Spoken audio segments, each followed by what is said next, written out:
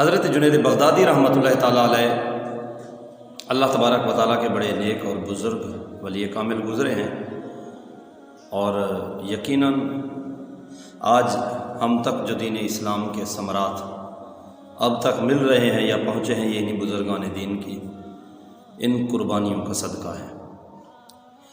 اللہ تبارک و تعالیٰ کی بسا اوقات مشیت کچھ اور ہوتی ہے، رب کی رضا کچھ اور ہوتی ہے، بندے کی خواہشات اور کوششیں کچھ اور ہوتی ہیں، لیکن بہتر وہی ہوتا ہے جو رب کی مشیت پر ہوتا ہے، اللہ کی خواہشات پر ہوتا ہے۔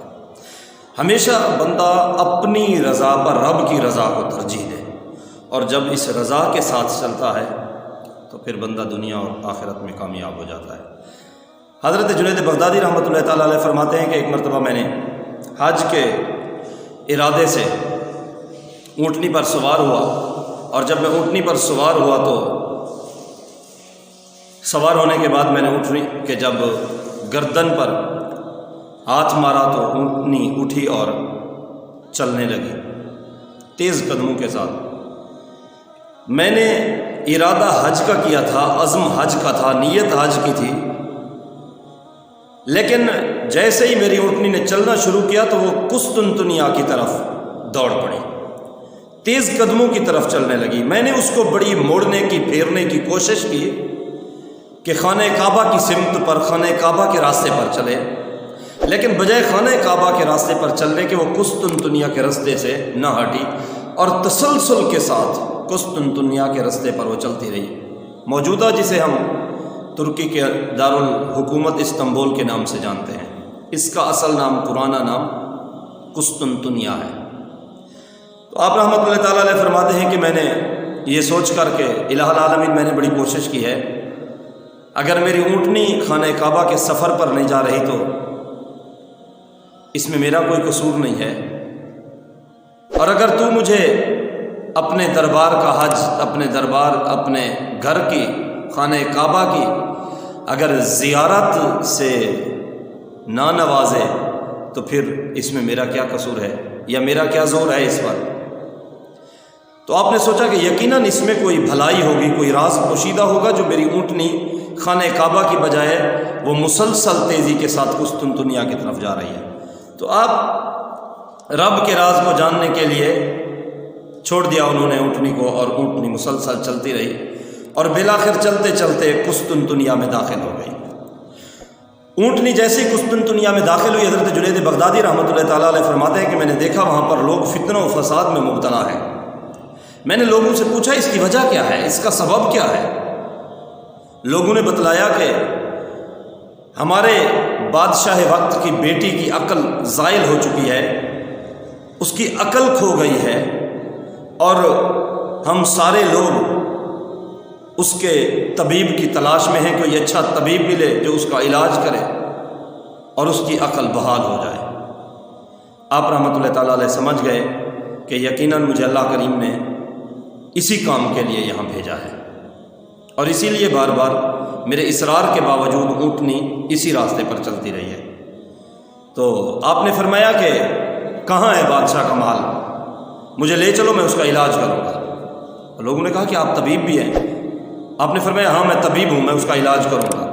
تو لوگ آپ کو بادشاہ کے پاس لے گئے۔ بادشاہ کے پاس پہنچے تو بادشاہ نے اپنی بیٹی کا علاج آپ کے ذمہ لگا دیا، اور آپ کو اس کمرے تک پہنچایا گیا جس میں صاحبزادی کو، وقت کی شہزادی کو بیڑیوں کے اندر جکڑ کر زنجیروں کے اندر باندھ رکھا گیا تھا اس کمرے میں۔ آپ فرماتے جیسے میں اندر داخل ہوا تو میں نے لوہے کی کانک سنی، اور اندر سے آواز آئی، دیکھا پھر تیرے اصرار کے باوجود اونٹنی نے تجھے خانہ کعبہ کی بجائے کیسے ہماری طرف موڑ دیا اور کس طرح ہم تک لے آئے۔ آپ رحمۃ اللہ تعالیٰ علیہ فرماتے جب یہ غیبی آواز میں نے سنی تو میری عقل ایک لمحے کے لیے کھو گئی۔ بہرحال میں نے اپنے حواس پر قابو پایا اور اندر داخل ہو گیا۔ میں نے جو شہزادی دیکھی اس سے خوبصورت ترین عورت شاید کسی آنکھوں نے دیکھی ہوگی، اتنی حسین و جمیل۔ آپ رحمۃ اللہ تعالیٰ علیہ نے فرمایا کہ میں نے اس سے پوچھا کہ کیسی ہے اب تمہاری طبیعت؟ تو اس نے کہا کہ اے دلوں کے طبیب، میرا علاج کر دیجئے جو کرنا ہے۔ آپ رحمۃ اللہ تعالیٰ علیہ نے فرمایا پڑھو پھر لا الہ الا اللہ محمد رسول اللہ صلی اللہ علیہ وسلم۔ اس شہزادی نے پڑھا کلمہ طیبہ، اس کی طبیعت بالکل بحال ہو گئی۔ جب اس کے باپ بادشاہ نے دیکھا تو اس نے کہا کتنا اعلیٰ حکیم ہو اور تمہاری دوا کتنی عظیم ہے، پھر مجھے بھی پڑھا دو نا یہ کلمہ۔ تو آپ نے فرمایا آپ بھی پڑھو لا الہ الا اللہ محمد رسول اللہ۔ پھر اس کی ماں نے، شہزادی کی ماں نے، بادشاہ وقت کی گھر والی نے دیکھا تو اس نے کہا کہ پھر مجھے بھی کلمہ پڑھا دو۔ اس نے بھی کلمہ پڑھا اور یوں دیکھتے دیکھتے پورے کا پورا شہر مسلمان ہو گیا۔ آپ کے داخل ہونے سے پہلے وہ شہر غیر مسلم تھا۔